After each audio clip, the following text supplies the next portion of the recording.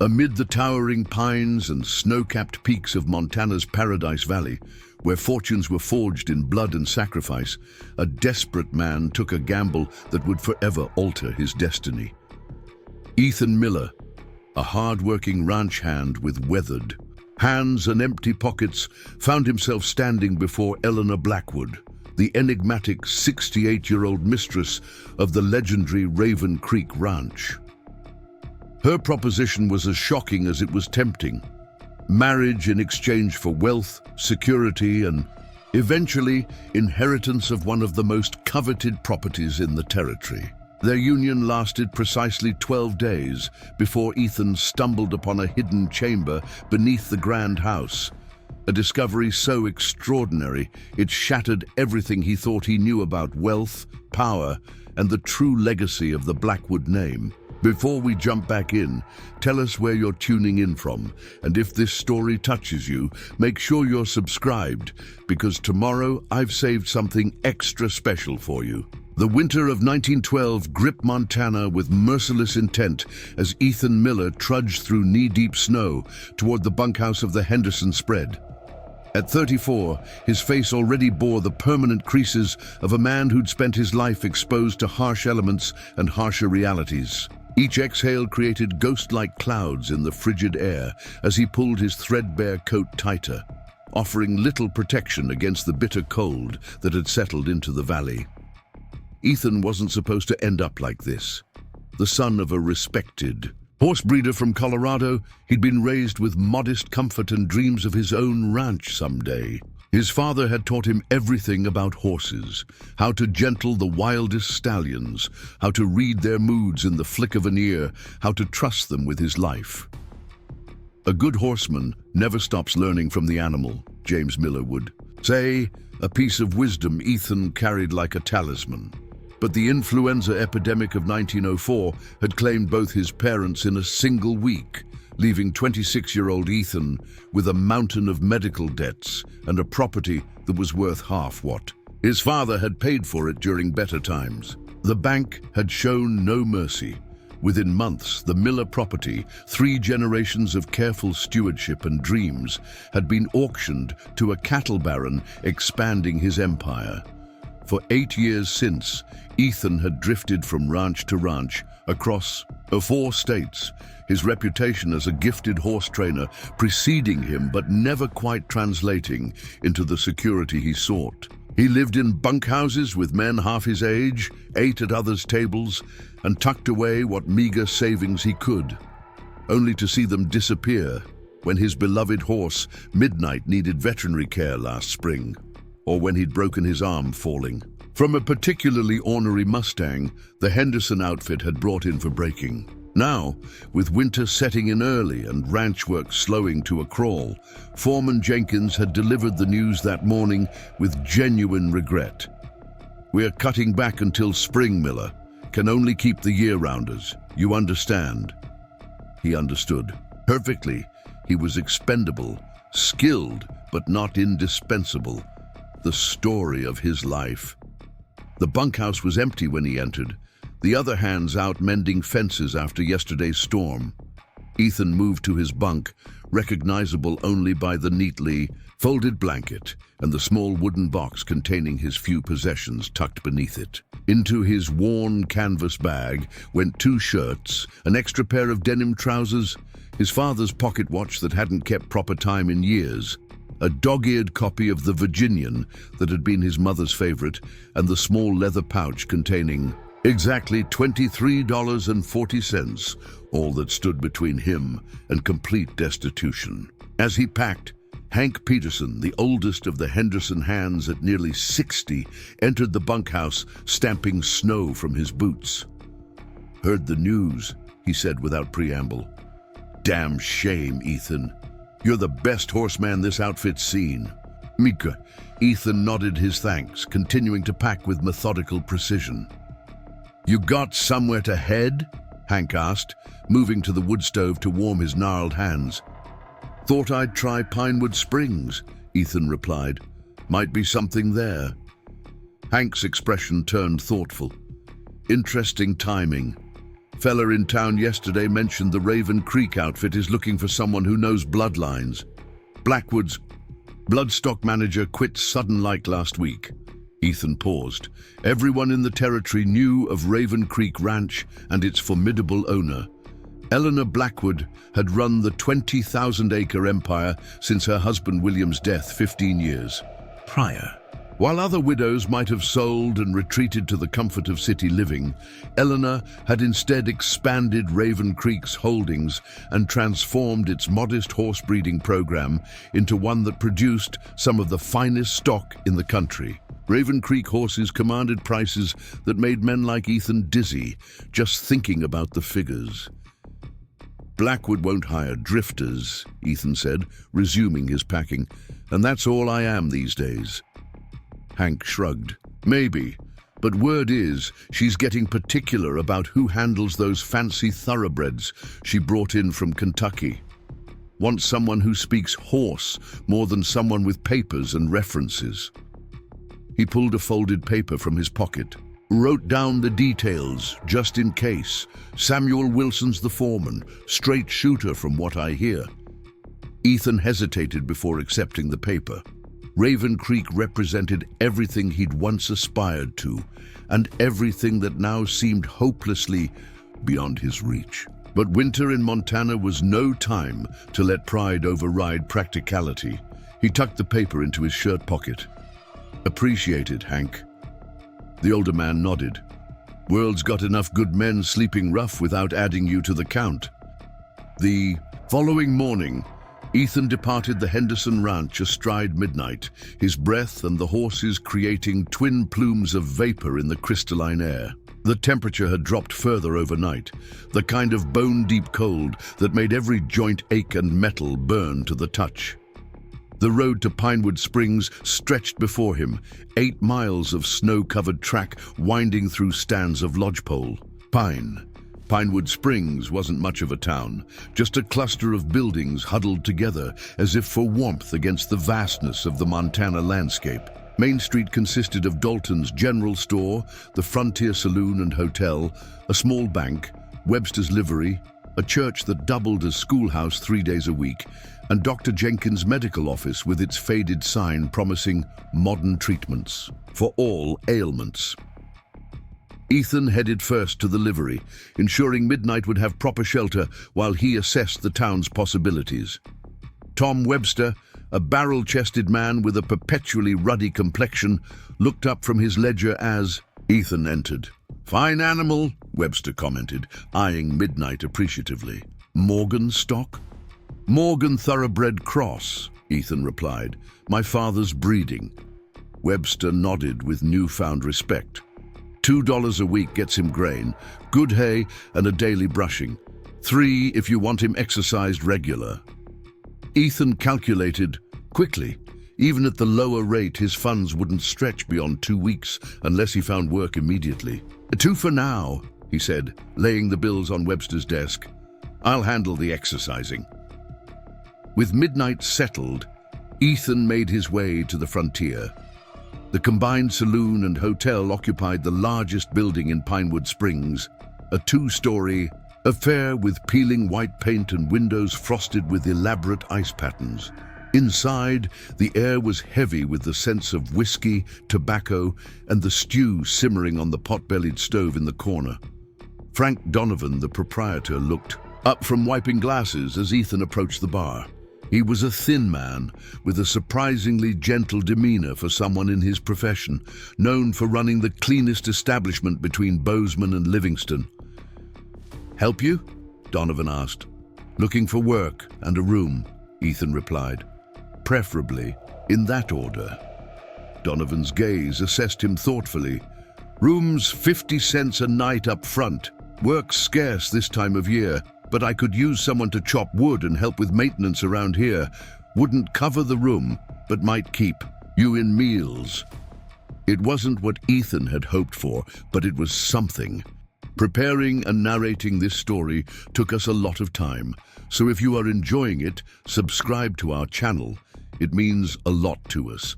Now back to the story. He was about to accept when the batwing doors swung open, admitting a gust of frigid air and a tall, broad-shouldered man in his 50s.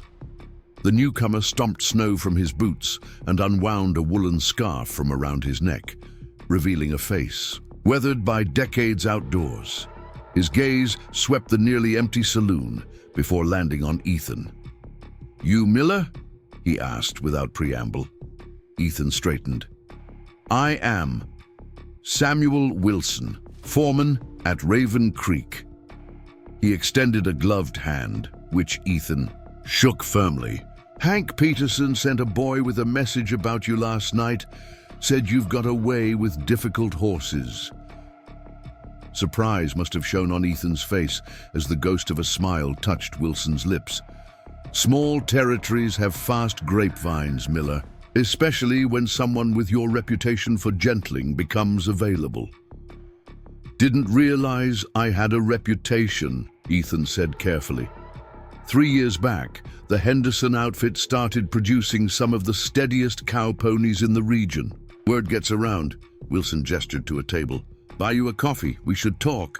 Over steaming mugs, Wilson outlined the situation at Raven Creek. Mrs. Blackwood had invested heavily in thoroughbred stock, including a particularly valuable stallion imported from England at enormous expense. The previous bloodstock manager had mishandled the animal, resulting in a dangerous situation that had nearly cost a stable hand his arm. "Mrs. Blackwood values her horses above most men," Wilson explained, "and she values competence above all else. The position includes quarters above the main stable, meals, and $80 monthly." The figure nearly made Ethan choke on his coffee. It was more than double what the Henderson spread had paid him. "Sounds too good to refuse," Ethan said, cautiously. "What's the catch?" Wilson's expression remained impassive. "Mrs. Blackwood can be demanding. She expects results and has little patience for excuses. The last 3 men in this position lasted less than 6 months each." He paused.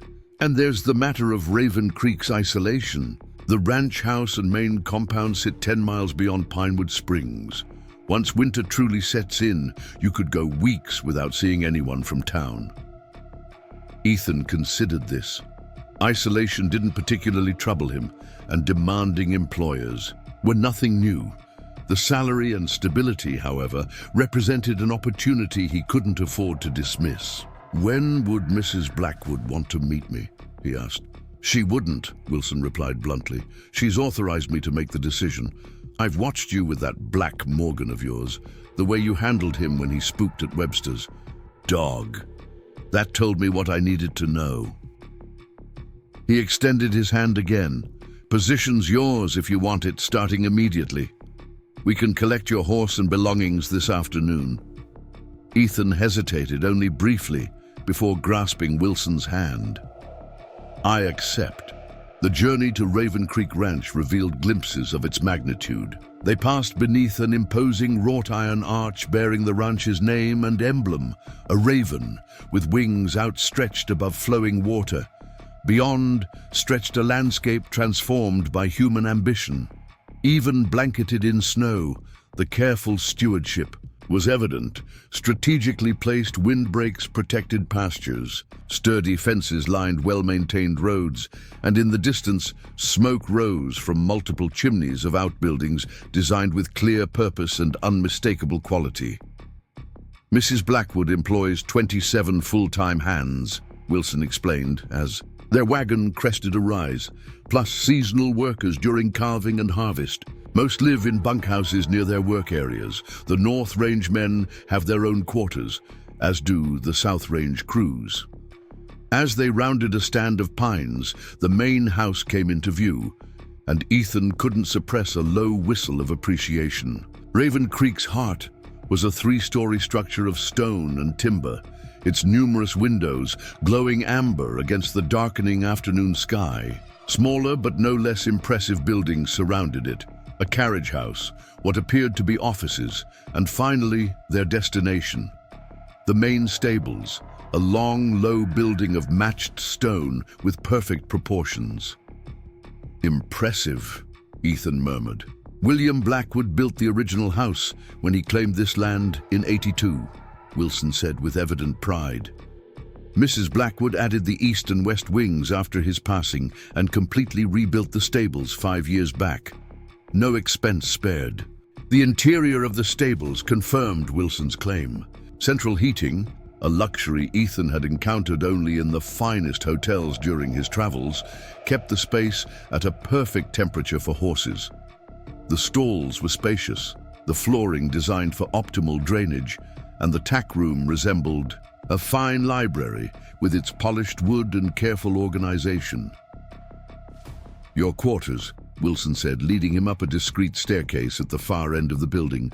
The space above was unexpectedly generous. A sitting room with a small stove, a bedroom with an actual brass bed, and even a private washroom with running water. Through the windows, Ethan could see the main house and the mountains beyond. "Previous. Man left behind some furniture," Wilson explained. "Mrs. Blackwood had the rest brought in when I mentioned your arrival. She believes proper lodging contributes to proper work." Before Ethan could formulate a response to such consideration, a knock sounded from the stairway. A young stable hand appeared, slightly breathless. "Mr. Wilson, Mrs. Blackwood requests Mr. Miller's presence at the main house as soon as he's settled. Martha's prepared dinner for 7 o'clock. Wilson nodded, dismissing the boy before turning back to Ethan with a raised eyebrow. "Seems the lady wants to meet you after all. Better get cleaned up. I'll have your belongings brought up." Promptly at 7, Ethan approached the main house, acutely aware of his limitations. Though he'd washed thoroughly and donned his cleanest shirt beneath his one decent jacket, he couldn't help feeling fundamentally out of place. This sensation intensified as he was admitted by a grey-haired housekeeper who introduced herself as Martha Sullivan. "Mrs. Blackwood awaits you in the small dining room," she announced, leading him through an entrance hall that could have comfortably housed the entire Henderson bunkhouse. Oil paintings lined walls covered in deep green wallpaper, illuminated by electric lights, another luxury that spoke to Raven Creek's prosperity and Eleanor Blackwood's progressive approach. The small dining room proved large enough to seat 12 comfortably, though only 2 places had been set at one end of. A gleaming mahogany table. At its head sat Eleanor Blackwood herself. Ethan's first impression was of commanding presence rather than physical attributes. Though clearly in her late 60s, Eleanor Blackwood carried herself with the straight-backed posture of someone half her age.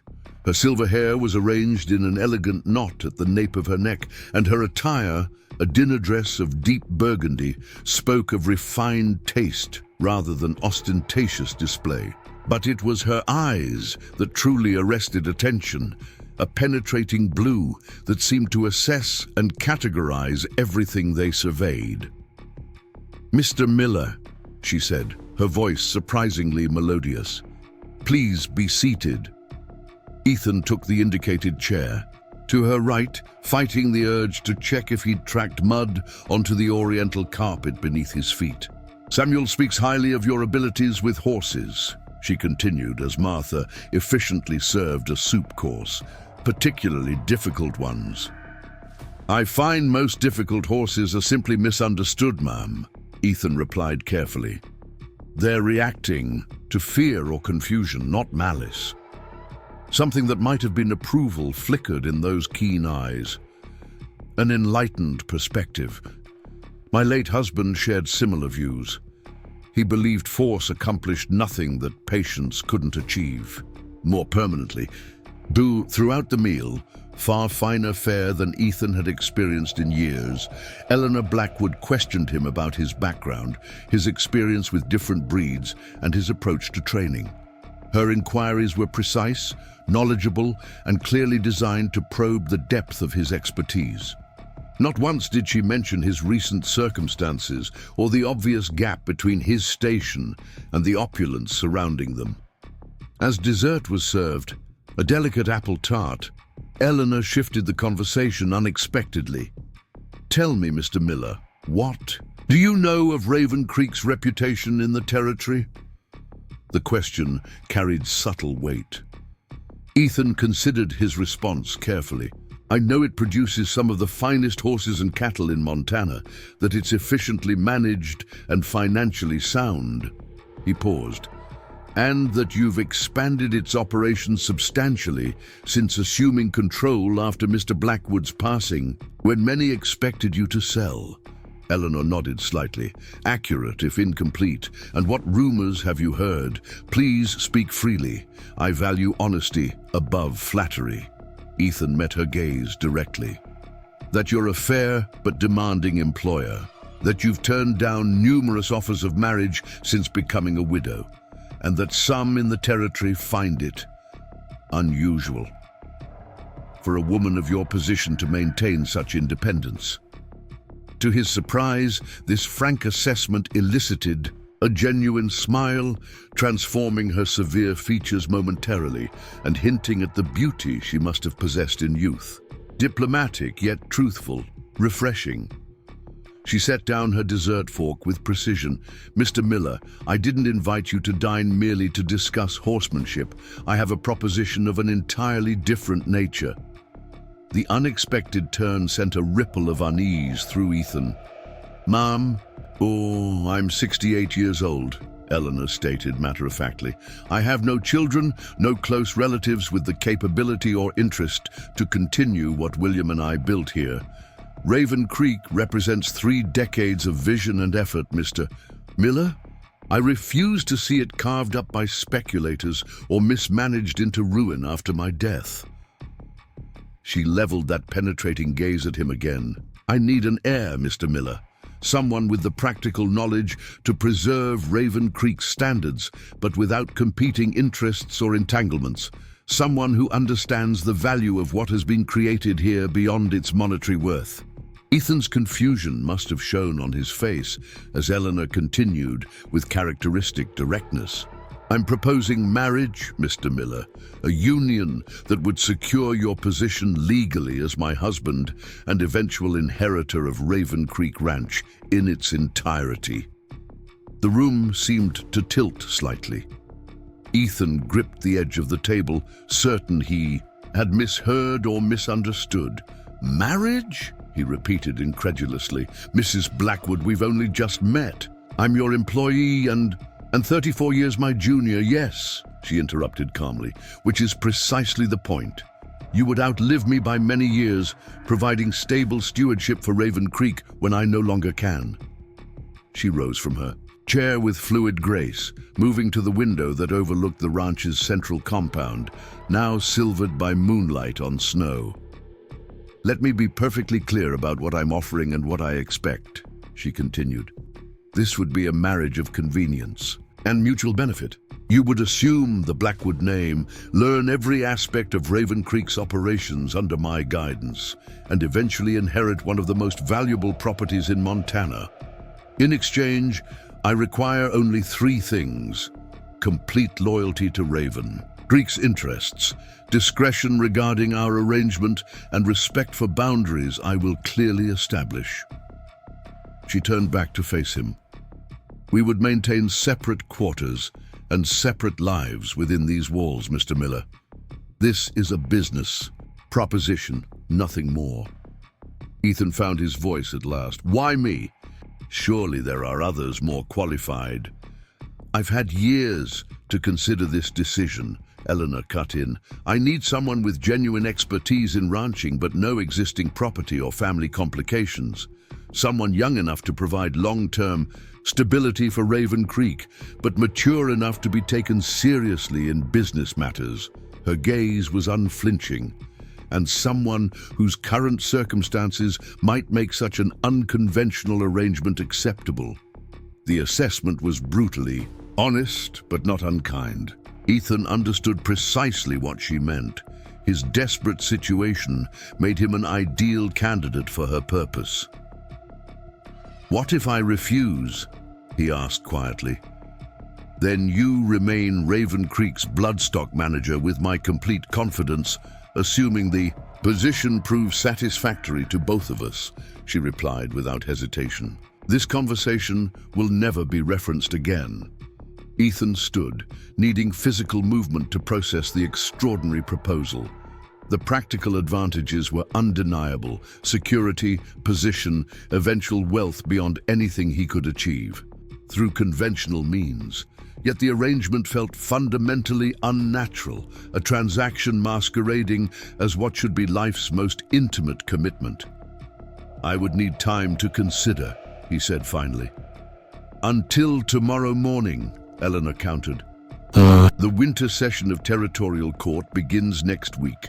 Judge Harrison will be passing through Pinewood Springs on Thursday. If you accept my proposal, we would be married then, with minimal ceremony." The time frame left little opportunity for extended contemplation, but Ethan recognized it as consistent with Eleanor Blackwood's efficient approach to all matters. Why would selecting a husband be any different? "Until tomorrow, then," he agreed, "though I can't promise my answer will be what you hope for." Eleanor's expression remained impassive. "I don't deal in hope, Mr. Miller, only in calculated decisions. Whatever your choice, I respect your right to make it freely." As Martha appeared to escort him out, Ethan felt the weight of the decision before him. By this time tomorrow, he would either have committed himself to an arrangement that defied conventional understanding or declined what might be his only opportunity for the security he had sought since losing his family home. Back in his quarters, above the stables, Ethan paced the unfamiliar space, his mind churning with the implications of Eleanor's proposal. Through the window, Raven Creek stretched before him. 20,000 acres of prime Montana land, hundreds of valuable livestock, and infrastructure that represented generations of careful investment, all potentially his, in exchange for a name on legal documents and the patience to wait for an elderly woman's passing. The practical cowboy in him recognized the opportunity's extraordinary value. The son raised on his mother's romantic novels felt the wrongness of reducing marriage to mere business. And somewhere deeper, the boy who had lost everything once before questioned whether fate would permit him to gain so much through such unusual means. As midnight approached, Ethan finally lay down fully clothed atop the brass bed, the finest he'd ever been assigned, yet paradoxically the most uncomfortable, as the weight of his imminent decision pressed upon him with each tick of the clock on the mantel. Morning arrived with crystalline clarity, the sun transforming the snow-covered landscape into a dazzling expanse that hurt the eyes. Ethan had risen before dawn, spending hours with the horses, particularly the impressive English thoroughbred stallion whose temperament had proven so challenging to his predecessor. The animal, a magnificent bay with intelligent eyes, had approached Ethan warily at first, but soon showed signs of accepting his presence. "No different than people, are you?" Ethan murmured as he carefully groomed the valuable horse. "Trust has to be earned, not commanded." "An apt observation," came Eleanor's voice from behind him. Ethan turned to find her standing at the stall entrance, dressed practically in a dark riding habit, her silver hair covered by a simple hat. Despite the early hour and informal setting, she projected the same commanding presence as the previous evening. "You've had time to consider my proposal," she stated rather than asked. "Have you reached a decision?" Ethan set down the brush, giving himself a moment to organize his thoughts. He had indeed reached a conclusion after hours of internal debate, though even now he wasn't entirely certain of its wisdom. "I have," he said, meeting her gaze directly. "I accept your offer, Mrs. Blackwood, If she felt triumph or relief, nothing in her expression revealed it. She simply nodded once, confirming a transaction completed to mutual satisfaction.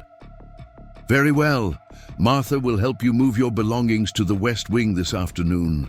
Judge Harrison arrives tomorrow at 10. She paused. "And Mr. Miller, from this moment forward you should address me as Eleanor. You will be my husband after all." With that, she departed as quietly as she had arrived, leaving Ethan to wonder at the strange turn his life had taken and what surprises awaited him as the newest and most unlikely member of the Blackwood family. The remainder of the day passed in a blur of activity. Word of his impending marriage to Eleanor spread through Raven Creek with astonishing speed.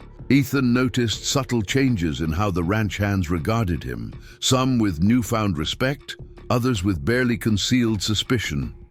Samuel Wilson, to his credit, betrayed no surprise when Ethan informed him of the development, merely nodding thoughtfully. "She's been planning something like this for years," the foreman revealed. "Considered several candidates. Must have seen something in you that others lacked." By mid-afternoon, Ethan found himself installed in a suite of rooms in the west wing of the main house, a space larger than most homes he'd known, furnished with an elegance that made him acutely conscious of his rough manners and limited possessions. Martha Sullivan had efficiently arranged his few belongings in massive wardrobes and chests of drawers designed for a wardrobe 10 times the size of his own. "Mrs. Blackwood has arranged for the tailor from Bozeman to visit next week," the housekeeper informed him as she demonstrated the operation of various modern conveniences: electric lights, indoor plumbing, and a telephone that connected directly to the ranch office. "Until then, Mr. Williams' clothes have been altered to serve. They're in the dressing room." The reference to the late Mr. Blackwood sent an uncomfortable chill through Ethan. He was literally stepping into a dead man's shoes, and apparently his clothes as well.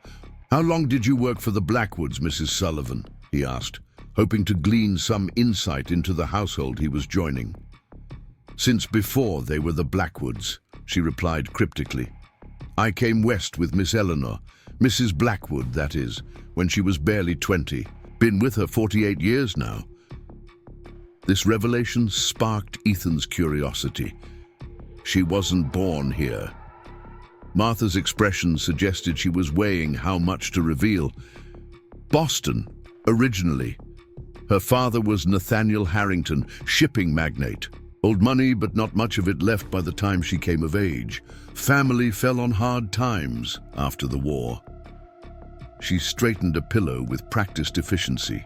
"Mr. William met her during a business trip east. They were married 6 weeks later and returned to Montana together." The parallel to his own situation, a hasty marriage based at least partly on practical considerations, wasn't lost on Ethan. "Were they happy?" he asked, surprising himself with the directness of the question. Martha's weathered face softened slightly. "They built something remarkable together, found purpose in common goals, if not always in common temperaments." She moved toward the door.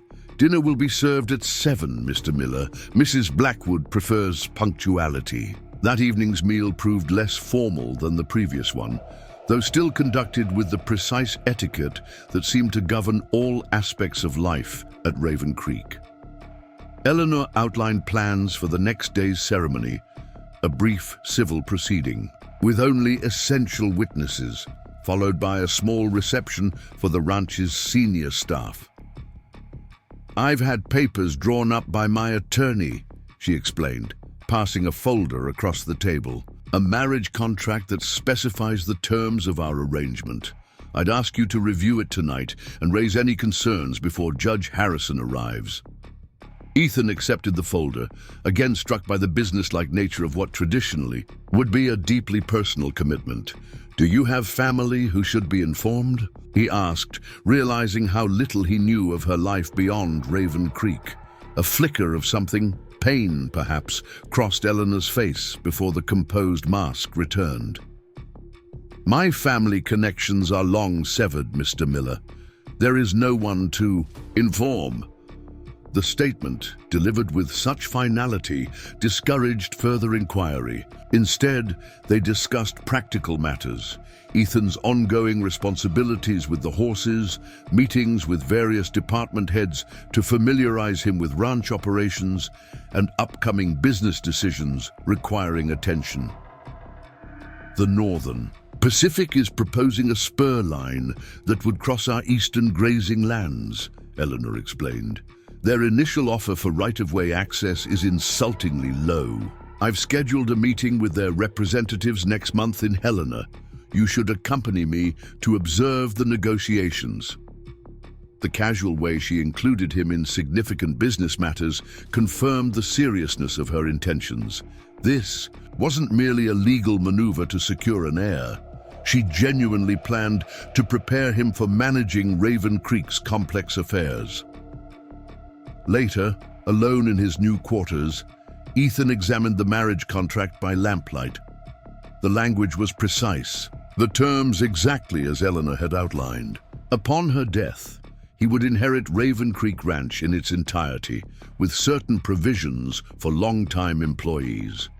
Should he predecease her, a remote possibility given their age difference, his rights would revert to her. In the event of divorce or legal separation, he would receive a settlement of $10,000, a generous sum, but a fraction of Raven Creek's true worth. One section particularly caught his attention. The parties acknowledge that this union is entered into for purposes of mutual benefit and security rather than romantic attachment, and accordingly agree that each shall maintain personal privacy and autonomy within the shared household. The clinical phrasing stripped marriage of all its traditional meaning, reducing it to a practical arrangement between business partners. Yet as Ethan signed his name beside Eleanor's on the final page, he couldn't help wondering if there might be more to his new employer, his bride-to-be, than the calculating businesswoman she presented to the world. Judge Harrison arrived promptly at 10 the following morning, a corpulent man with bushy white eyebrows and a jovial manner that seemed at odds with the solemnity of his office. He greeted Eleanor with obvious familiarity. "Another legal matter requiring my attention, Mrs. Blackwood. Your telegram was intriguingly vague." "A marriage ceremony, Judge," Eleanor replied calmly. "May I present Ethan Miller, my fiancé?" The judge's eyebrows shot upward, disappearing beneath the fringe of white hair that curled over his forehead. "Well, this is unexpected indeed." He recovered quickly, extending a hand to Ethan. "Congratulations, young man. You're either extraordinarily fortunate or remarkably persuasive." The ceremony took place in Eleanor's study, a wood-paneled room lined with bookshelves and dominated by a massive desk that had once belonged to William Blackwood. Martha Sullivan and Samuel Wilson served as witnesses, the latter looking uncomfortable. In his Sunday suit, Judge Harrison conducted the proceedings with unexpectedly poetic language, speaking of commitment, partnership, and shared purpose in terms that momentarily transcended the transactional nature of their arrangement. When the moment came to exchange rings, Eleanor produced a simple gold band for Ethan, and to his surprise, a matching one for herself. As he slipped the ring onto her finger, noting how thin and delicate her hand felt despite her commanding presence, Ethan experienced a curious sense of destiny fulfilled, as if some unseen force had been guiding him toward this moment since the day he left the Henderson spread. "By the authority vested in me by the territory of Montana, I now pronounce you husband and wife," Judge Harrison concluded. "You may kiss the bride." An awkward pause followed. This particular detail hadn't been discussed in their negotiations. Ethan hesitated, uncertain of the appropriate response, but Eleanor resolved the situation with characteristic efficiency. She leaned forward and briefly pressed her lips to his cheek, a gesture that might have passed between distant relatives, significant only in its formality. "Thank you, Judge Harrison," she said, turning away so smoothly that only Ethan noticed. the slight tremor in her normally steady hands. Martha has prepared refreshments in the dining room. The reception that followed was a subdued affair. The ranch's department heads, the cattle foreman, the farm manager, the head of household staff, offered polite congratulations while clearly struggling to comprehend the unexpected development. Thomas Reed, who managed Raven Creek's substantial lumber interests, seemed particularly perturbed, watching Ethan with barely concealed hostility throughout the proceedings. "Don't mind Reed," Samuel murmured as they stood slightly apart from the others. "He's been sweet on Mrs. Blackwood, Mrs. Miller now, I suppose, for years. Never had the courage to declare himself, but held out hope nonetheless." The idea that anyone might harbor romantic feelings toward Eleanor Blackwood, with her imperious manner and uncompromising business acumen, hadn't occurred to Ethan. It added yet another dimension to the complex situation he'd entered. By early afternoon, the guests had departed, and Judge Harrison had returned to town after enjoying several glasses of Eleanor's finest brandy. Ethan found himself alone with his new wife in the study, where they had exchanged vows just hours earlier. "We should discuss practical matters," Eleanor said, seating herself behind the massive desk. "First, your name. Legally, you are now Ethan Blackwood, not Miller. All ranch correspondence and business dealings should reflect this change." Ethan nodded, still adjusting to the idea of surrendering his father's name. "And my duties?" "Will expand gradually. You'll continue overseeing the horses, of course, but I've instructed Samuel to begin acquainting you with all aspects of ranch operations." She opened a drawer and removed a small key. "This opens my private study in the East Wing. The financial records, contracts, and operational journals are kept there. You should familiarize yourself with them." The gesture, providing access to what was clearly her inner sanctum, signified a level of trust Ethan hadn't expected so soon. "Thank you," he said simply. Eleanor regarded him thoughtfully. "You seem surprised." "I am," he admitted. "This arrangement is unusual enough without adding immediate access to your business records. Most would be more cautious." A faint smile touched her lips. "I'm many things, Mr. Miller, Mr. Blackwood, but cautious has never been among them. Once a decision is made, half measures serve no purpose." She rose, signaling the conversation's end. "I'll retire now. Tomorrow will be busy." As she moved toward the door, Ethan noticed again the slight unsteadiness in her normally purposeful gait. "Are you unwell?" he asked, concern overriding his usual reticence. Eleanor paused, her back to him. "Age brings its inconveniences," she said dismissively. "Nothing that need concern you." But something in her voice suggested otherwise, planting the first seed of suspicion that there might be more to Eleanor Blackwood's practical arrangements than merely securing Raven Creek's future. The days that followed established a routine that, while strange, held its own rhythm. Ethan and Eleanor breakfasted together each morning, discussing ranch matters with the same focused efficiency they might have applied to a business meeting. During the day, Ethan divided his time between the stables and learning various aspects of Raven Creek's operations. In the evenings, they dined together formally, after which Eleanor would retire to her private quarters in the East Wing while Ethan retreated to the west. Their interactions remained cordial but distant, the boundaries of their unusual arrangement clearly maintained. Yet Ethan found himself increasingly intrigued by the woman who was now his wife. Behind her composed exterior and businesslike demeanor, he occasionally glimpsed flashes of something else, a dry wit, an appreciation for beauty, a depth of knowledge that extended far beyond ranching into literature, politics, and art. On the seventh day of their marriage, Eleanor suggested he accompany her on her morning ride, a daily ritual she maintained regardless of weather. They set out just after dawn, the temperature well below freezing, their horse's breath creating clouds of vapor in the still air. Eleanor rode with surprising skill for a woman of her age, her posture perfect, her hands light on the reins of her grey Arabian mare. They followed a trail that wound through stands of pine before emerging onto a ridge overlooking a frozen creek below.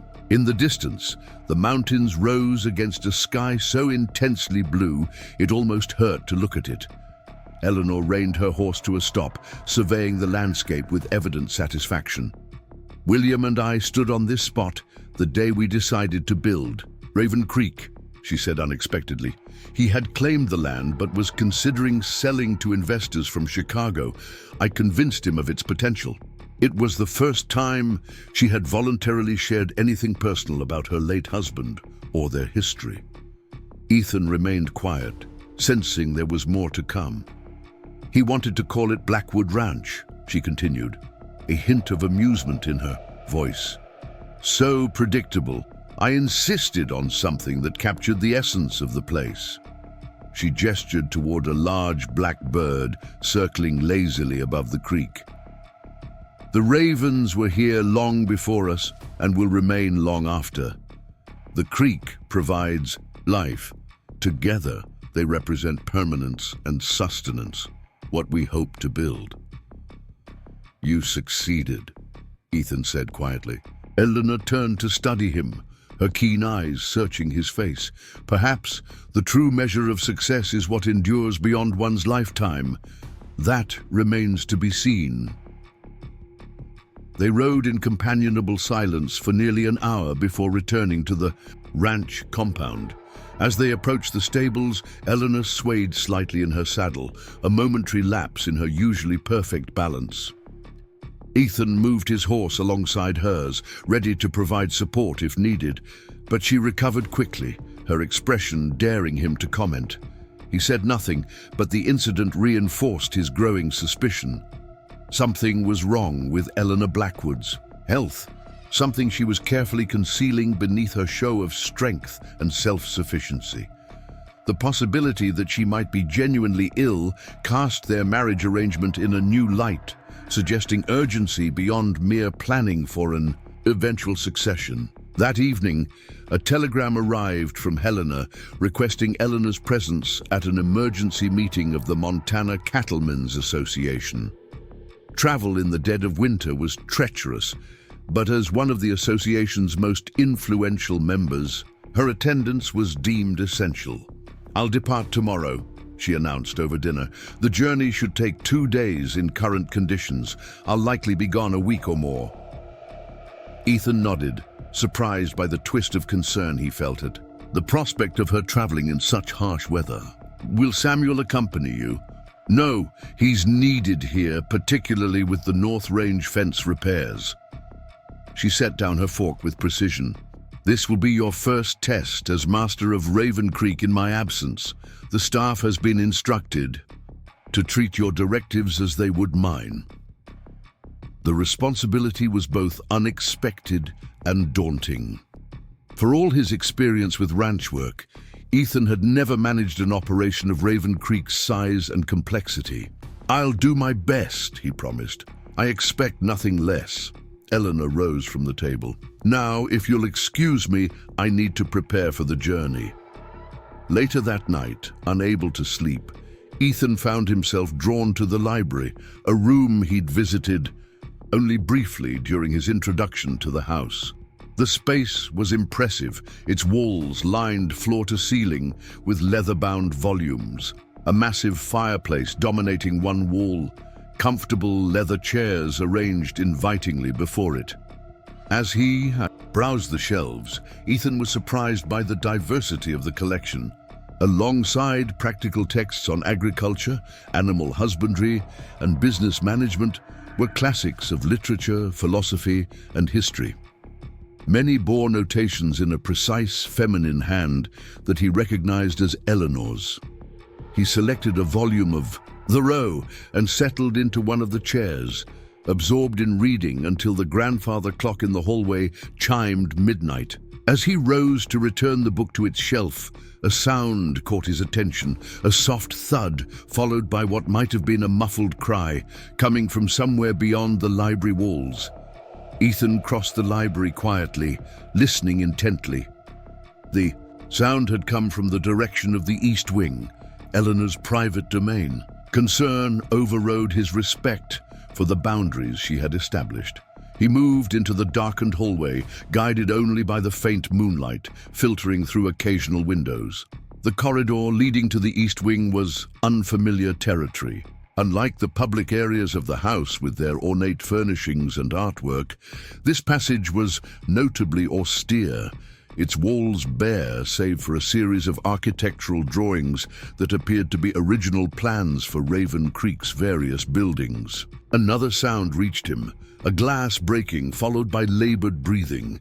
Ethan quickened his pace, no longer concerned about propriety. At the end of the corridor stood a heavy oak door, slightly ajar, light spilling from within. He pushed it open without knocking. The room beyond was clearly Eleanor's private study, smaller than the formal one downstairs, but more personal.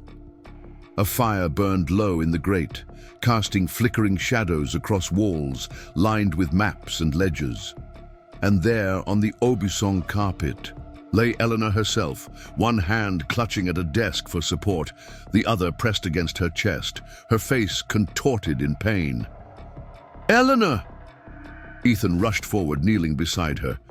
"What's happened? Are you ill?" Her eyes, clouded with agony, focused on him with difficulty. "Medicine," she managed, gesturing weakly toward a cabinet across the room. "Top drawer. Small blue bottle." Ethan hurried to the indicated cabinet, finding the drawer filled with various vials and containers. The blue bottle stood apart, its label bearing a physician's script. He returned to Eleanor, helping her to a sitting position against the desk. "How many?" he asked, removing the cork stopper. "2!" she whispered through clenched teeth. He shook 2 small white pills into her trembling palm.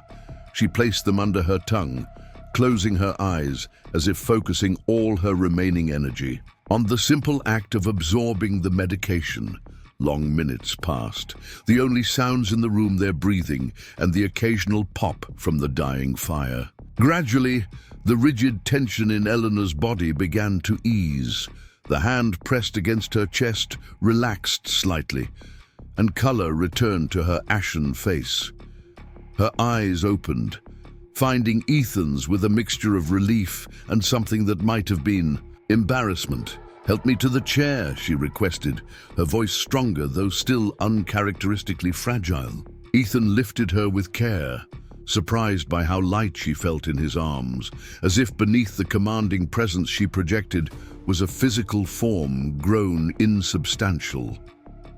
He settled her in the wingback chair near the fire, then added another log to the dying flames. "Shall I send for the doctor?" he asked, still kneeling beside her. "No." The word came sharp and definitive, a flash of her usual authority returning. "Dr. Matthews can do nothing more than he already has." The implication was clear, confirming Ethan's suspicions. "How long have you been ill?" Eleanor regarded him with resignation, as if calculating whether further deception was worth the effort. "The first attack came 3 years ago," she admitted. "Finally." Dr. Matthews initially believed it was angina, a temporary restriction of blood to the heart. "Common enough in women my age?" "But it wasn't," Ethan prompted gently when she fell silent. "No." Her gaze moved to the fire. "The diagnosis changed last spring. Heart failure, progressive and irreversible. The episodes have increased in frequency and severity since then." Ethan absorbed this information, pieces falling into place. "That's why you needed to secure Raven Creek's future so urgently. Not because of your age, but because you're dying." She flinched at the blunt assessment, but didn't deny it. "Dr. Matthews estimates I have perhaps a year, possibly less." Her blue eyes met his directly. I didn't lie to you, Ethan. I simply omitted certain details that might have complicated your decision.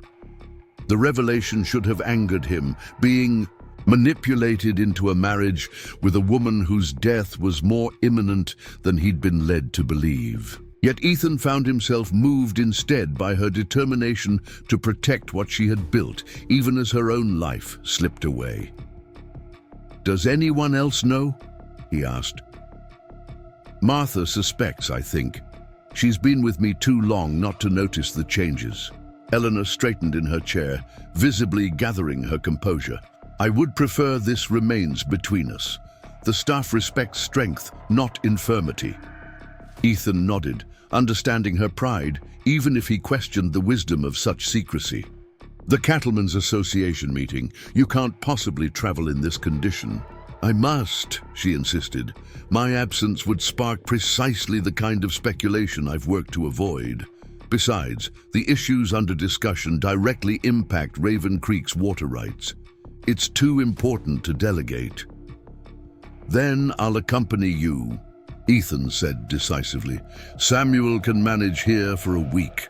Eleanor studied him with a mixture of surprise and what might have been grudging respect.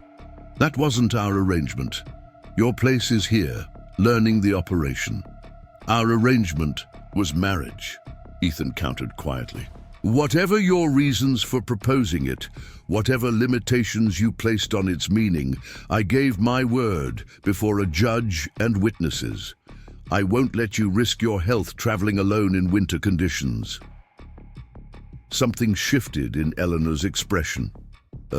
Softening around the eyes, a slight parting of lips usually pressed into a determined line. For a moment, the formidable businesswoman receded, revealing glimpses of the young woman who had once journeyed west with dreams of building something lasting. "Very well," she conceded. "We leave at first light. The journey to Helena is arduous. At the best of times, Ethan helped her to her feet, noting how she leaned on him more heavily than her pride would normally allow. "Let me escort you to your quarters," he offered. "That won't be necessary." The mask of self-sufficiency slipped back into place as she straightened, squaring her shoulders with visible effort. "I'm perfectly capable of crossing my own home unassisted." Ethan stepped back, recognizing the boundary being re-established. "Of course. Good night, Eleanor." At the door she paused, looking back at him with an unreadable expression. "Thank you," she said simply, the words clearly unfamiliar on her tongue. He nodded once, accepting both the gratitude and its rarity, before returning to his own quarters in the West Wing, his mind churning with this new understanding of his unlikely marriage, and the woman he had agreed to call wife. The journey to Helena proved every bit as challenging as Eleanor had warned.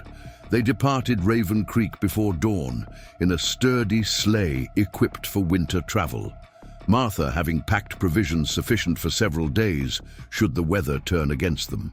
Despite Ethan's concerns, Eleanor appeared remarkably recovered from the previous night's episode, dressed in practical traveling attire and displaying her usual commanding presence as she issued final instructions to Samuel. The first days. Travel covered barely 30 miles, the horses struggling through snowdrifts that in places reached their chests. By nightfall, they had reached a way station, little more than a crude lodge offering basic accommodations to travelers caught between settlements. The proprietor, a grizzled man named Harkins, recognized Eleanor immediately. "Mrs. Blackwood, didn't expect to see you before spring thaw." His gaze shifted to Ethan, curiosity evident. "And who might this be?" "My husband, Ethan Blackwood," Eleanor replied with the same matter-of-fact tone she might have used to introduce a new ranch hand. "We require accommodations for the night." If Harkins was surprised by this news, he masked it well. "Got just the one room available with this weather, bringing in strays from all directions. It's small but clean, with a good stove." Ethan tensed anticipating awkwardness given the strictly defined boundaries of their marriage arrangement. But Eleanor merely nodded, producing payment from her purse. That will be sufficient. And dinner, if your wife is still preparing her excellent stew. The room proved even smaller than Harkins had implied, barely large enough for a narrow bed, a washstand, and a small pot-bellied stove in the corner. Ethan stood uncertainly in the doorway as Eleanor surveyed the humble space. "I'll find alternative arrangements," he offered. "Perhaps there's space near the stove in the common room." Eleanor raised an eyebrow. "Don't be absurd. The temperature is well below freezing, and the common room will be filled with trail hands of questionable hygiene." "We're adults, Mr. Blackwood, not blushing adolescents. The circumstances require practicality." She moved to the window, gazing out at the steadily falling snow. "Besides, it appears our marriage may need to withstand public scrutiny sooner than anticipated. Separate accommodations would only fuel speculation." Ethan recognized the logic in her assessment, though it did little to ease his discomfort. The evening passed with surprising ease nonetheless. They ate Harkins's wife's venison stew in the crowded dining room, Eleanor maintaining light conversation about the regional politics that would dominate the upcoming meeting. If any of their fellow travelers found the significant age difference between them worthy of comment, none dared express it within earshot. When they retired to their room, Eleanor established the same efficient approach to the intimate quarters that she applied to all practical matters. She changed behind a makeshift screen created with her traveling cloak, emerging in a modest nightdress covered by a heavy robe. Ethan, having changed into clean clothes while she was similarly occupied, sat awkwardly on the edge of the bed. "You may take the bed," he said. "I'll manage with blankets near the stove." Eleanor regarded him with exasperation. "Don't martyr yourself unnecessarily. The bed is sufficient for two, provided we both respect boundaries." She extinguished the lamp, leaving only the glow from the stove illuminating the room. "Good night, Mr. Blackwood." Despite the awkwardness, exhaustion from the difficult journey soon overcame them both. Ethan woke once in the night to find Eleanor shivering despite the blankets. Without fully waking, he moved closer, providing warmth without crossing the invisible line that separated her side of the bed from his. She stilled, her breathing easing into the deeper rhythm of peaceful sleep. The second day of travel proved even more challenging than the first. A storm front moved in from the north, reducing visibility and forcing frequent stops to clear ice. And from the horses' hooves, Eleanor maintained her composure throughout, though Ethan noted the increasing paleness of her complexion and the tight set of her mouth that suggested she was enduring discomfort in silence. By mid-afternoon, the weather deteriorated to the point that continuing seemed foolhardy. As they crested a rise, a cluster of buildings appeared through the swirling snow. Not the way station they had hoped for, but a small farmstead set back from the road. "We should seek shelter," Ethan said, nodding toward the farm. "The horses need rest, and this storm shows no signs of breaking." Eleanor hesitated, clearly reluctant to deviate from her carefully planned itinerary. "The association meeting begins tomorrow evening. We won't arrive in time if we delay further." "We won't arrive at all if we freeze to death," Ethan countered, already guiding the team toward the farmhouse. The property proved to belong to the Hendersons, an elderly couple who had homesteaded the land 30 years earlier. They welcomed the travelers with the easy hospitality of those accustomed to the unpredictability of Montana winters. "Any soul caught in weather like this is welcome at our table," Mrs. Henderson declared, ushering them into a kitchen warm from baking and fragrant with the scent of apple pie. "How fortunate you found us before dark. Many have perished within sight of shelter in storms like this." While Mr. Henderson helped Ethan tend to the horses, Mrs. Henderson prepared a simple but hearty meal, chattering amiably about her children, all grown and moved to larger towns, and the challenges of maintaining the farm as she and her husband aged. William wanted to sell last spring, she confided as Eleanor helped set the table, a domestic task Ethan suspected she had seldom, if ever, performed at Raven Creek. But I can't bear the thought of leaving the home where we raised our family. Still, it gets harder each year to manage. Eleanor nodded thoughtfully. My late husband built our ranch from wilderness. I understand the attachment to something created through years of effort. Mrs. Henderson paused in her preparations, studying Eleanor with sudden recognition. You're Eleanor Blackwood, aren't you? From that big spread near Pinewood Springs. Without waiting for confirmation, she turned to Ethan. And you must be the new foreman folks in town were talking about, the one with the way with difficult horses. Ethan glanced at Eleanor, uncertain how to respond given the misunderstanding. To his surprise, she merely smiled, a genuine expression he had rarely witnessed, and said nothing to correct the error. The evening passed pleasantly, with Mr. Henderson sharing stories of the early days of settlement, and Eleanor reciprocating with tales of Raven Creek's development. Not once did she mention their marriage or Ethan's true position. For his part, Ethan found himself unexpectedly enjoying the simple hospitality and unpretentious conversation, a stark contrast to the formal dinners at Raven Creek. As they prepared for bed in the small guest room the Hendersons had provided, Ethan finally voiced his curiosity. You didn't correct their assumption about my role. Eleanor, arranging blankets on the narrow bed, didn't look up. What purpose would it serve? We'll likely never encounter them again, and the truth would only invite questions we have no obligation to answer. It didn't bother you to be mistaken for traveling with an employee rather than a husband?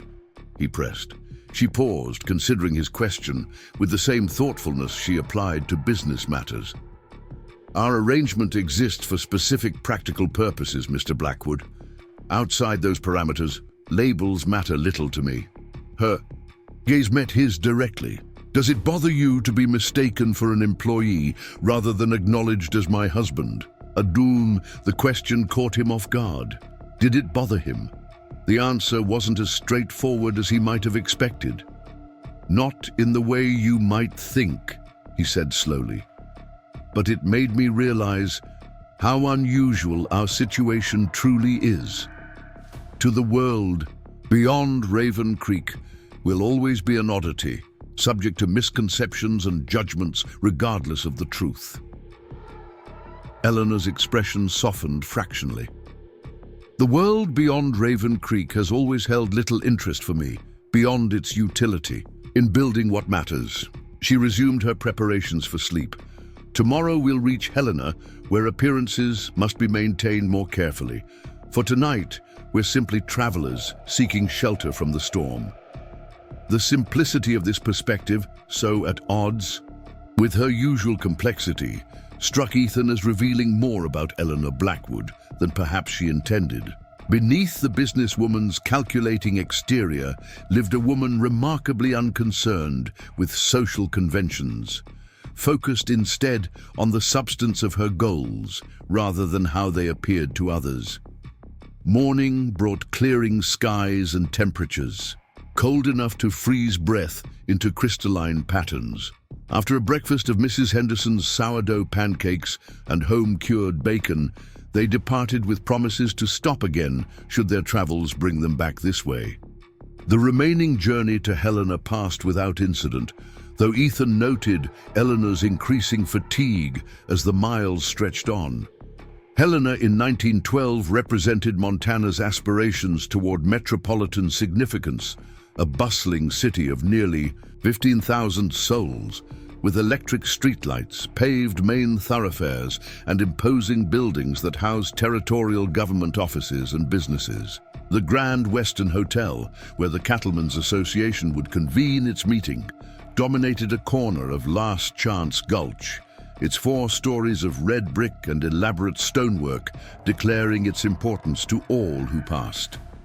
As their sleigh pulled up before the hotel entrance, a porter hurried forward to assist with their luggage. Ethan helped Eleanor down, noting how she straightened her posture and composed her features, despite the exhaustion evident in the shadows beneath her eyes. Mrs. Blackwood. The hotel manager himself emerged to greet them, a portly man with an impressive mustache and the practiced smile of one accustomed to catering to wealth.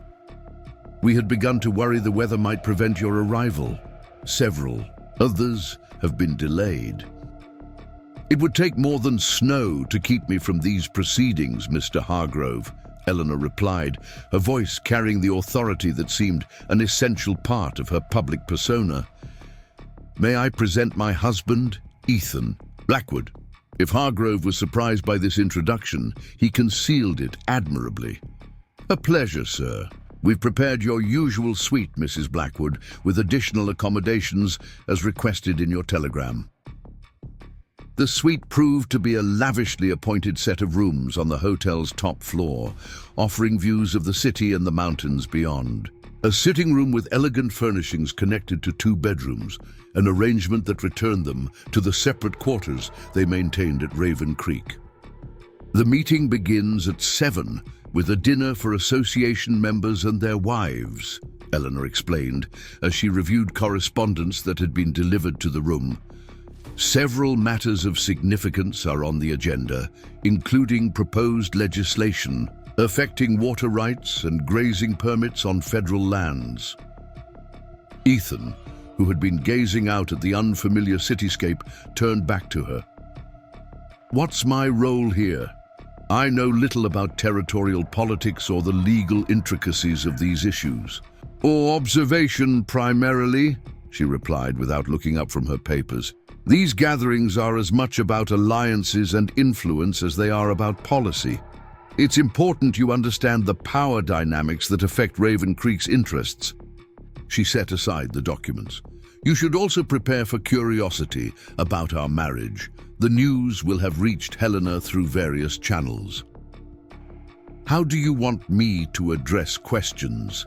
Ethan asked, sensing her concern about maintaining the carefully constructed narrative. Eleanor's gaze was direct, with as much truth as serves our purpose. We met when you came to manage Raven Creek's breeding program. We discovered common interests and values. Marriage was a natural progression. She rose, moving toward her bedroom. I'll rest before the evening's events. I suggest you familiarize yourself with these briefing materials. She indicated a folder containing what appeared to be summaries of the issues under discussion. As she reached the bedroom door, Ethan called after her. Eleanor, are you feeling well enough for this? She paused, her back to him. I've attended these proceedings for 15 years, Mr. Blackwood. Ill or well, my voice will be heard on matters affecting Raven Creek's future. With that, she disappeared into the bedroom, closing the door firmly behind her. The Cattlemen's Association dinner proved to be a formal affair, with nearly 50 of Montana's most influential ranchers and their spouses gathered in the hotel's grand ballroom.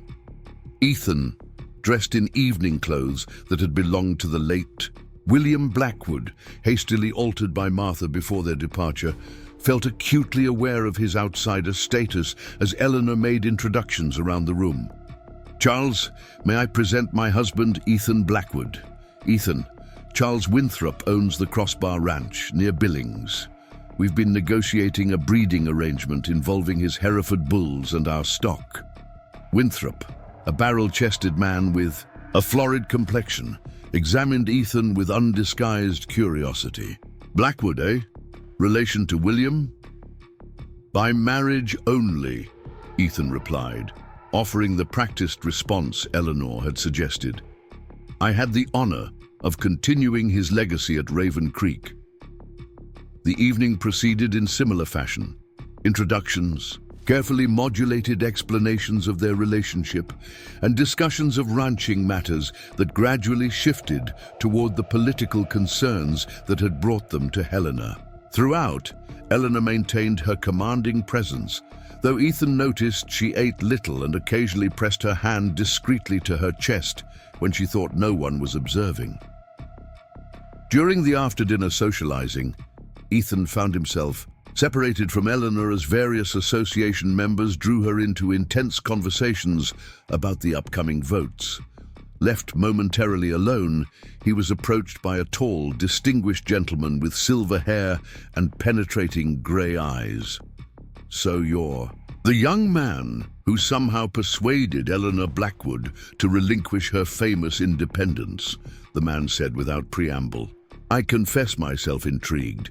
She's refused considerably more advantageous matches over the years."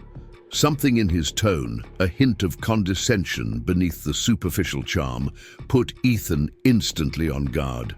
"And you are?" "Forgive my manners, Senator James Hammond." He extended a manicured hand. "I represent Montana's interests in Washington, including those of the ranching community. Eleanor and I have known each other for many years." Ethan accepted the handshake, noting the senator's firm grip, a politician's practiced gesture designed to convey strength and reliability. "A pleasure, Senator. You've been involved with the Cattlemen's Association long?" "Since its founding," Hammond replied, signaling a waiter for champagne. "I was instrumental in establishing it as a political force in the territory. Eleanor was among the first women we admitted to membership over considerable opposition." He offered Ethan a glass, which he declined. "She's a remarkable woman, formidable in business, unwavering in her convictions, not qualities that typically lend themselves to domestic harmony." The implication was clear. Hammond questioned the authenticity of their marriage. Before Ethan could formulate a response, Eleanor appeared at his side, her timing suspiciously perfect. "James," she acknowledged coolly, "I see you've met my husband." "Indeed." Hammond's smile didn't reach his eyes. "We were just discussing your legendary independence. I expressed surprise at its apparent surrender." Eleanor's expression hardened imperceptibly. "Marriage isn't surrender, James. It's alliance, a concept you understand well in politics, if not in personal matters." Hammond's laugh held little genuine amusement. "Always direct, Eleanor. It's why we've remained friends despite our occasional differences." He turned to Ethan. "Did she tell you about our history?" "We courted briefly after William's death, though courted might be too gentle a term for Eleanor's approach to relationships."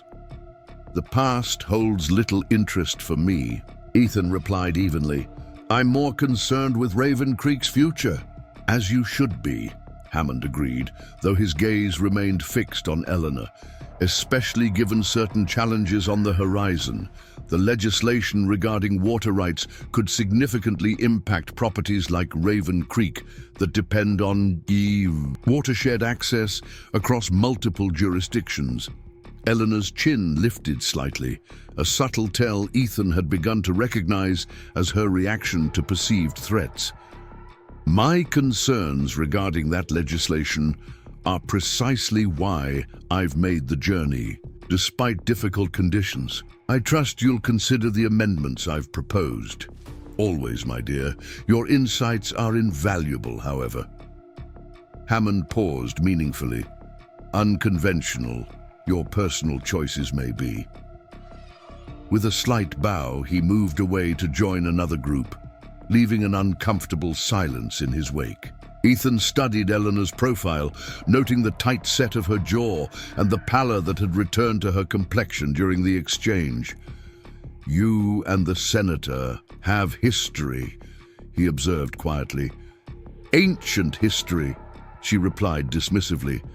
"James, Hammond proposed marriage 3 years after William died. I declined. His ego has never fully recovered." She glanced around the room, her gaze calculating. "He's influential in Washington, with connections that could benefit or harm Raven Creek, depending on his mood. Tonight, it appears his mood tends toward the latter." Ethan sensed there was more to the story than she was sharing, but this wasn't the place to press for details. "Should I be concerned about his interest in our marriage?" Eleanor's eyes met his directly. James collects information the way some men collect art, for its potential value rather than immediate use. Whether his curiosity about us represents genuine suspicion or merely habitual intelligence gathering remains to be seen. She took a steadying breath. We should circulate. There are several members whose support I need to secure before tomorrow's session. As they moved through the crowd, Ethan maintained the role Eleanor had scripted for him. Attentive husband, knowledgeable rancher, newcomer to association politics, but eager to learn. Yet beneath this performance, his mind kept returning to Hammond's insinuations and the subtle tension they had provoked in Eleanor. There were clearly deeper currents at play in these political waters than she had prepared him to navigate. Later that night, when they had returned to their suite and Eleanor had retired to her separate bedroom, Ethan found himself drawn to the window overlooking Helena's snow-covered streets. The gas lamps cast pools of golden light on the white expanse, creating an almost theatrical setting for the occasional pedestrian hurrying through the cold. A soft sound behind him broke his reverie. He turned to find Eleanor standing in the doorway of her bedroom, a dressing gown wrapped tightly around her slender frame, her silver hair loose about her shoulders. Without the severe styling she typically maintained, she appeared softer, somehow younger, despite the evident fatigue in her eyes. "You should be resting," he said, concerned by her pallor. "Sleep eludes me."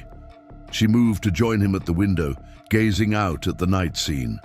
"The meeting tomorrow will be contentious. Hammond has been marshalling opposition to the amendments. I've proposed." "Because of personal history between you?" Ethan asked. Eleanor was silent for a long moment. "Partly," she admitted finally, "but primarily because our interests genuinely conflict. James represents certain mining and timber concerns that would benefit significantly from the original legislation. My amendments would protect Raven Creek's water access, but at some cost to his clients. And your history with him complicates the professional disagreement." A ghost of a smile touched her lips. Politics and personal matters are seldom truly separate, particularly in territories where power resides in a relatively small circle of individuals. Ethan studied her profile, illuminated by the faint light from the street below. "Why did you decline his proposal?" From a practical standpoint, his political connections could have benefited Raven Creek. The question was presumptuous, crossing the carefully maintained boundaries of their own arrangement, but something about the late hour and their isolation from Raven Creek's familiar context made it possible to ask. To his surprise, Eleanor answered thoughtfully, rather than dismissing the inquiry. "James Hammond is a man who collects power the way a miser hoards gold, acquiring it without purpose beyond possession itself." Her gaze remained fixed on the street below. He viewed Raven Creek as simply another asset to add to his portfolio. "I refuse to let William's legacy become a trophy on Hammond's wall." The conviction in her voice revealed something essential about Eleanor Blackwood that Ethan had glimpsed but never fully understood until this moment. Her dedication to Raven Creek transcended mere business interest or even pride of ownership. The ranch represented something more profound, a purpose, a creation, perhaps even a form of immortality. "You loved him very much," Ethan said quietly. "William." Eleanor's expression changed subtly, a complexity of emotion flickering across features usually held in careful control. William Blackwood was a difficult man, stubborn, occasionally harsh, uncompromising in his vision. But he saw potential where others saw only wilderness, possibility where others saw obstacles. Her voice softened, and he saw those same qualities in a young woman from Boston with no practical knowledge of ranching, but an abundance of determination. It was the most personal revelation she had offered since their unlikely union began. Before Ethan could respond, Eleanor straightened, the moment of vulnerability passing as quickly as it had appeared. "The association meeting begins at 9, she said, her tone returning to its usual business-like efficiency. "We should both get what rest we can." As she turned to return to her room, Ethan noticed her sway slightly, a momentary loss of balance, quickly corrected. Without thinking, he reached out, steadying her with a hand at her elbow. She tensed at the contact, but didn't pull away immediately. "Thank you," she said simply, the words encompassing more than just the physical support. After she had gone, Ethan remained at the window for a long time, contemplating the enigma that was Eleanor Blackwood and the increasingly complex nature of the arrangement that had bound his future to hers. What had begun as a simple transaction, security, and eventually wealth in exchange for stewardship, was revealing layers neither of them had acknowledged when signing the marriage contract. And somewhere beneath these complexities lay a question Ethan had not yet allowed himself to fully consider. What would he discover when Eleanor's careful controls inevitably faltered as her health declined? What secrets might Raven Creek hold that she had not entrusted even to the man she had chosen as its heir? The Cattlemen's Association meeting proved every bit as contentious as Eleanor had predicted. For 3 days, Ethan observed the intricate dance of power and influence as Montana's wealthiest landowners debated legislation that would shape the territory's future. Throughout the proceedings, Eleanor commanded respect, even from those who opposed her amendments, her arguments precise and compelling, despite the visible strain on her health. Senator Hammond led the opposition with the smooth confidence of a career politician, never directly confronting Eleanor, but systematically undermining her proposals through procedural maneuvers and carefully orchestrated testimonials from expert witnesses who happened to share his perspective. On the final day, as the association prepared to vote on the amended water rights legislation, Hammond approached Ethan during a brief recess. The senator's expression conveyed calculated friendliness, though his eyes remained coldly assessing. "Your wife is a formidable opponent, Mr. Blackwood," he said, offering a cigar that Ethan declined. "Few can match her grasp of territorial water law or her tenacity in defending her interests." "She's protecting what she and William built," Ethan replied evenly, "as would any responsible steward." Hammond's smile didn't reach his eyes. "Indeed, though I wonder if you fully understand what you've married into." He lowered his voice, though they stood apart from the other attendees. Raven Creek's prosperity wasn't built solely on William Blackwood's vision or Eleanor's business acumen. There are aspects to its history that might surprise even the most devoted husband. The insinuation hung in the air between them. Before Ethan could respond, Hammond continued smoothly, "I admire loyalty, Mr. Blackwood, but blind loyalty can be dangerous, especially when significant assets are involved."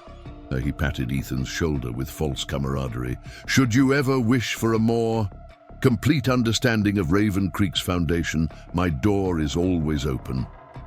With that cryptic offer, Hammond rejoined his allies, leaving Ethan to ponder his words as the session resumed. When the final vote came, Eleanor's amendments passed by the narrowest margin, a victory that clearly surprised Hammond and visibly relieved Eleanor, though she maintained her composed exterior. That evening, as they prepared to depart Helena the following morning, Ethan found Eleanor in their suite sitting room, reviewing documents related to the meeting's outcome. Despite the triumph, exhaustion was evident in the slump of her shoulders, and the pallor beneath her carefully applied color. "You should rest," he suggested, concerned by her obvious fatigue. "The journey home will be demanding." Eleanor glanced up, her expression softening slightly from its public mask. "In a moment, I need to ensure these provisions are correctly recorded before we leave." She set down her pen, wincing as she straightened. "Did Hammond approach you after the vote?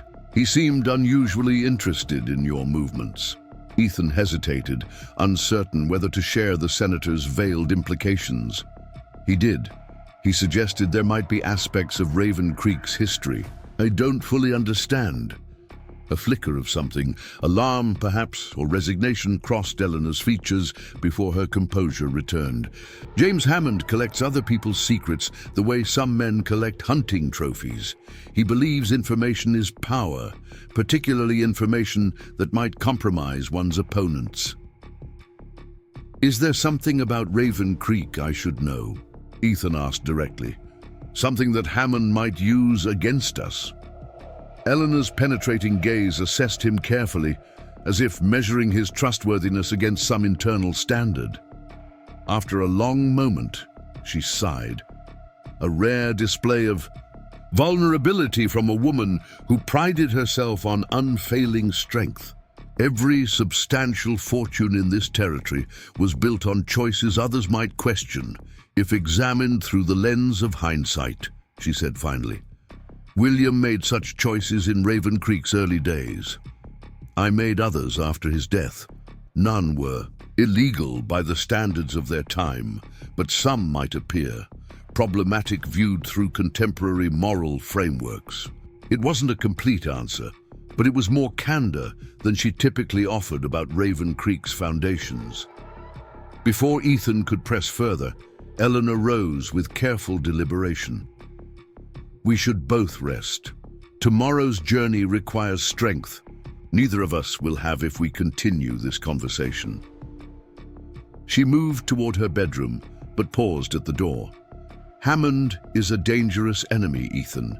His interest in you is calculated, an attempt to exploit what he perceives as a weakness in my armor. The image struck Ethan as revealing. Eleanor viewing him not as a husband or even a business partner, but as potential vulnerability in her carefully constructed defenses. Yet something in her expression suggested concern beyond mere strategic considerations.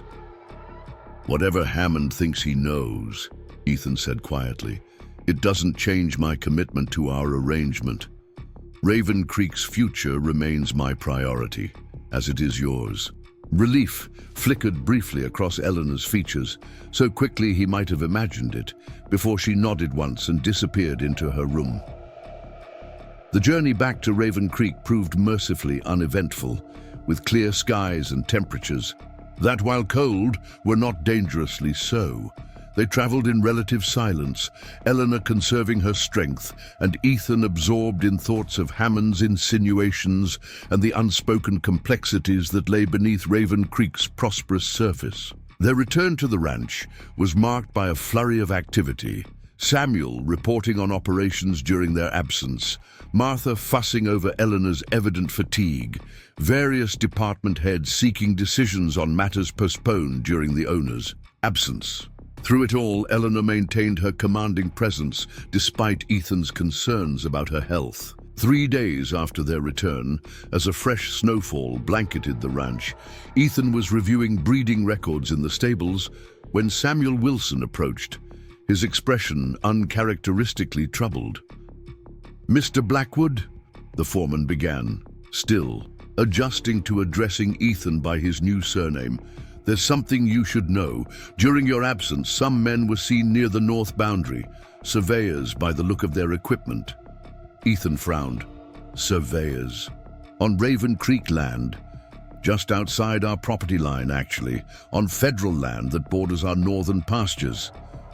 Samuel removed his hat, turning it in his weathered hands, a gesture that suggested unusual concern. One of the range hands recognized one of them as working for the Helena Mining Consortium. The connection to Senator Hammond was immediate in Ethan's mind. The mining interests Hammond represented would benefit significantly from the original water rights legislation. Eleanor had fought to amend. "Did you inform Mrs. Blackwood?" Samuel nodded. "She instructed me to increase patrols along that boundary, but otherwise took the news calmly. Too calmly, if you ask me." He hesitated. "There's more. Martha mentioned that Mrs. Blackwood spent several hours yesterday in the root cellar beneath the house. Said she was securing certain materials." The information struck Ethan as odd. Eleanor had never mentioned a root cellar, let alone any materials stored there that might require securing. Before he could question Samuel further, a commotion from the main house drew their attention. A ranch hand was running toward them, his breath creating clouds in the frigid air. "Mr. Blackwood, come quick, it's the mistress. She's collapsed." Ethan found Eleanor in her private study, Martha kneeling beside her prostrate form, applying cold compresses to her forehead. The blue bottle of heart medication sat open on the desk alongside scattered papers, documents Eleanor had apparently been reviewing when the attack struck. "She refused to rest after your return," Martha explained, her voice thick with emotion. "Worked day and night on these papers, wouldn't say why." Ethan gathered Eleanor carefully in his arms, noting with alarm how light she felt, as if the substantial presence she projected were merely an illusion masking physical fragility.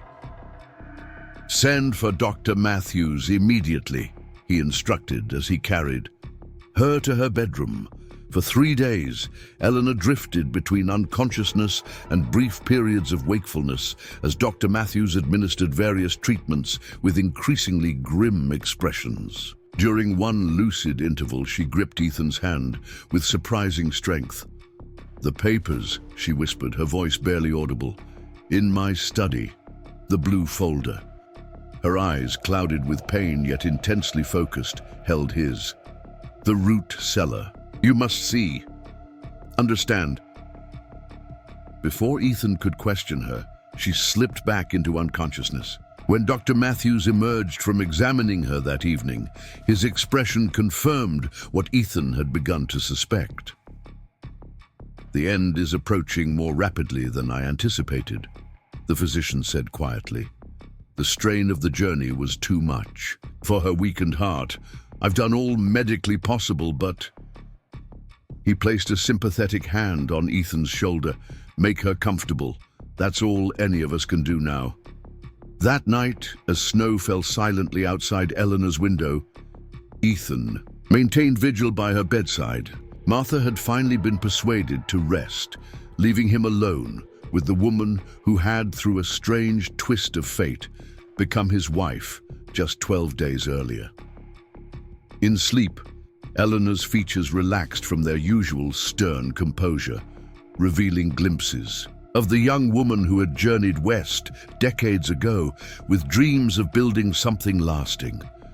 Watching her labored breathing, Ethan was struck by the realization that despite their unusual arrangement, he had come to genuinely respect this formidable woman, perhaps even to care for her in a way neither of them had anticipated when signing their practical contract. Shortly after midnight, driven by Eleanor's urgent mention of the study papers and root cellar, Ethan reluctantly left her side. Martha had returned to relieve him, promising to call immediately if Eleanor's condition changed. The study remained. As Eleanor had left it when she collapsed, papers scattered across the desk, ledgers open to specific pages, maps unrolled and weighted at the corners. The blue folder she had mentioned lay partially concealed beneath a territorial survey map. Inside, Ethan found documents dating back to Raven Creek's founding, land grants, mineral rights certificates, and correspondence between William Blackwood and various territorial officials. What caught his attention, however, was a sealed envelope, addressed simply, "For my successor." The handwriting was William's, recognizable from the signatures on official ranch documents, but the paper appeared aged, suggesting it had been written years before Eleanor had even contemplated her unusual marriage arrangement with Ethan. He slipped the envelope into his pocket, his attention turning to Eleanor's cryptic mention of the root cellar. Martha had indicated its entrance was located off the kitchen pantry, a heavy trapdoor concealed beneath a worn rug. With a lantern to guide him, Ethan descended the narrow stairs into the cool darkness below. The cellar was unexpectedly extensive, with multiple chambers extending beneath the main house.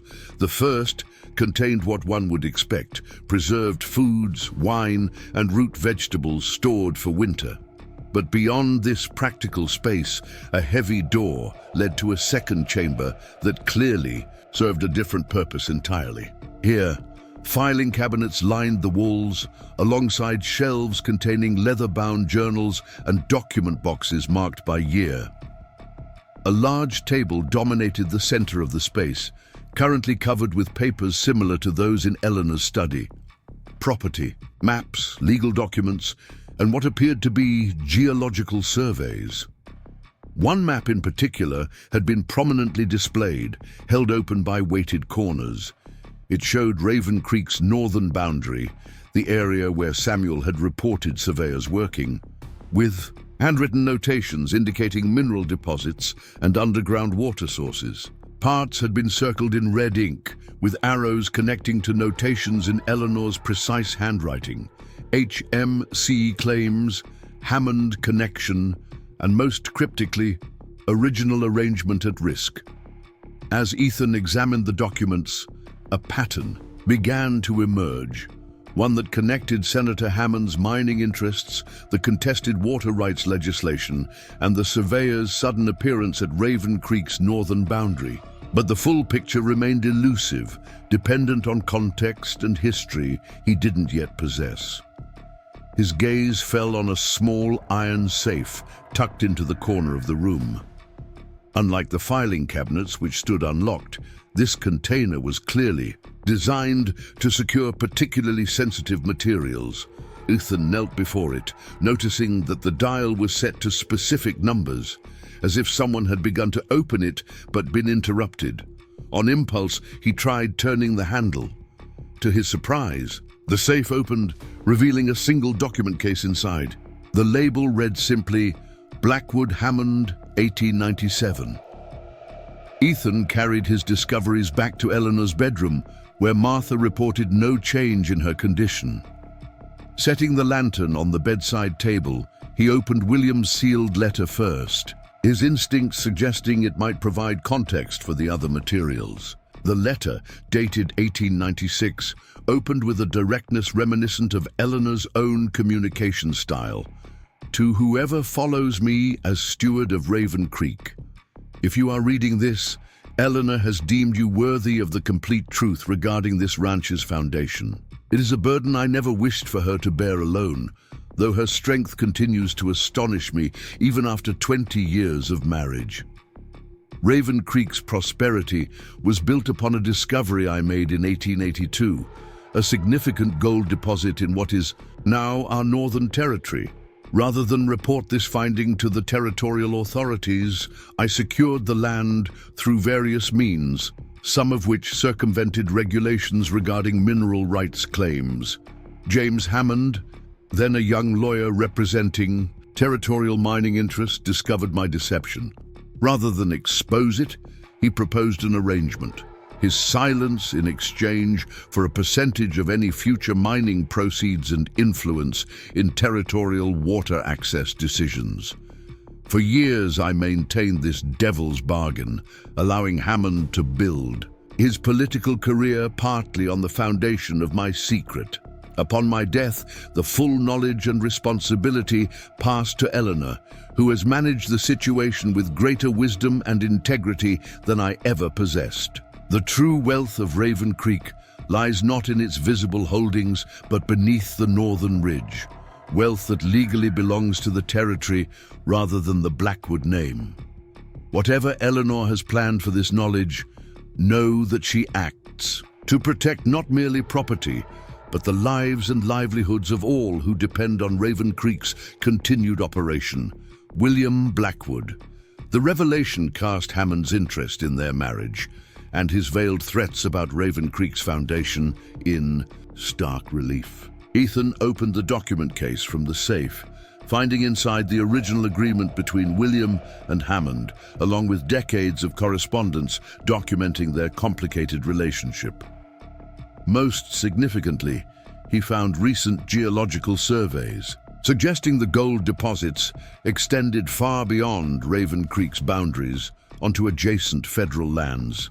The very areas where Hammond's mining interests had been positioning themselves, while simultaneously attempting to secure water rights that would facilitate large-scale mining operations. Eleanor had been fighting not just for Raven Creek's water access, but to prevent Hammond from leveraging his knowledge of the original deception into control of the much larger mineral deposits that had remained untouched for decades. A soft sound from the bed drew Ethan's attention. Eleanor's eyes were open, clearer than they had been in days, her gaze immediately finding the documents spread across his lap. "You found it," she whispered, her voice frail but mind evidently sharp. "Now you understand what's truly at stake." Ethan moved to sit beside her, taking her cold hand in his. "Hammond is using the original arrangement to gain control of the northern deposits." She nodded slightly, the effort clearly taxing. The legislation would have given him water rights essential for mining operations. "My amendments protect our interests, but only temporarily." Her fingers tightened on his. "He'll find another approach. He always does." "Why show me this now?" Ethan asked gently. "Why not let the secret die with you?" A ghost of Eleanor's characteristic determination flickered across her pale features. "Because Raven Creek needs a defender who understands the complete truth. The ranch supports 27 families, provides livelihood for dozens more. If Hammond exposes the original deception, everything could be lost in legal proceedings." Her breathing grew more labored, each word clearly requiring significant effort. "I chose you because I saw something in you beyond competence or desperation. I saw integrity." Her eyes held his with surprising intensity. "The hidden room contains my plan for addressing Hammond's threats permanently, securing Raven Creek's future regardless of the original sin of its foundation." Ethan leaned closer, aware that each word might be among her last. "What room, Eleanor? Where?" "Behind the bookcase in William's study," she whispered. "The Odyssey. Pull it forward." Before he could ask more, Eleanor's eyes closed, her breathing becoming increasingly shallow. Martha, who had been watching from the doorway, moved forward with tears streaming down her weathered cheeks. "She's leaving us," the housekeeper said softly, "after fighting so long." Through the night, Ethan maintained his vigil, holding Eleanor's frail hand as her life ebbed slowly away. Near dawn, her eyes opened once more, finding his with surprising clarity. "Protect what we built," she whispered, her voice barely audible. "Not for the Blackwood name, for those who depend on it." "I will," Ethan promised, meaning it more deeply than he had when reciting marriage vows just 12 days earlier. "Rest now, Eleanor." A slight smile touched her lips, perhaps the first genuine one he had witnessed, before she exhaled softly and was still. The following days passed in a blur of necessary arrangements. Word of Eleanor Blackwood's death spread quickly through the territory, bringing an outpouring of response that revealed the extent of her influence. The funeral, conducted with the simple dignity she would have preferred, was attended by ranchers, business associates, and territorial officials, including Senator Hammond, whose calculated expression of sympathy did little to mask the calculating assessment in his eyes as he observed Ethan's new position as master of Raven Creek.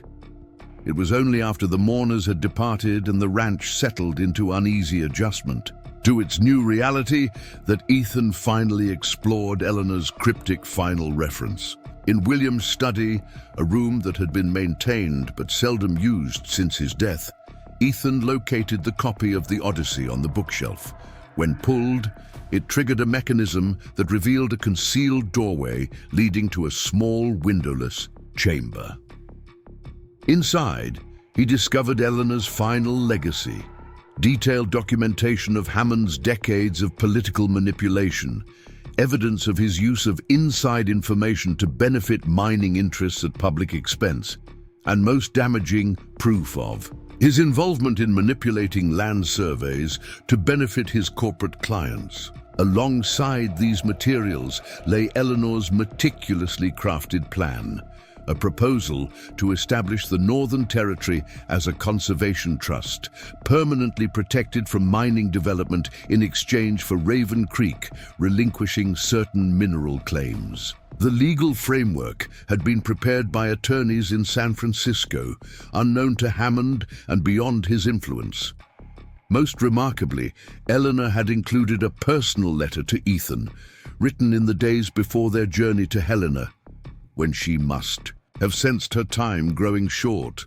Ethan, if you are reading this, I have left you with a burden I never intended for your shoulders. When I proposed our arrangement, I sought merely a caretaker for William's legacy. What I found, to my surprise, was a partner worthy of continuing what we built. Raven Creek was founded on deception, but maintained through honest labor and genuine care for the land and those who work it. The plan I've outlined offers redemption of sorts, a way to preserve what matters while addressing the original sin of its foundation. Hammond believes power lies in knowing others' secrets. The true power lies in choosing a different path forward, even when the past cannot be undone. I regret that our time together was so brief. In you, I found qualities I had not expected to encounter again in this life. Integrity, compassion, and the courage to face difficult truths without flinching. Raven Creek is yours now, not because of a contract or convenient arrangement, but because you have earned the right to determine its future. Choose wisely, and know that whatever path you select, you have my complete confidence. Eleanor. Standing in the hidden room beneath the house that was now his, Ethan felt the weight of legacy and responsibility settle fully upon his shoulders. 12 days ago, he had been a drifting cowboy with empty pockets and limited prospects. Now he stood as master of one of Montana's great ranches, defender of its secrets and steward of its future. The path Eleanor had outlined was bold, challenging Hammond's influence directly rather than continuing the decades of accommodation her husband had established. Implementing it would require courage, strategic thinking, and absolute commitment to the values Eleanor had identified in him. As snow fell softly outside, blanketing Raven Creek in pristine white that concealed the complexities beneath, Ethan made his decision. Eleanor Blackwood had seen something in him worth believing in, beyond his skills with horses or his desperate circumstances. He would prove her judgment sound, not merely by preserving what the Blackwoods had built, but by transforming it into something that honored the best of its legacy while addressing the flaws of its foundation. Up next, you've got two more standout stories right on your screen. If this one hit the mark, you won't want to pass these up. Just click and check them out.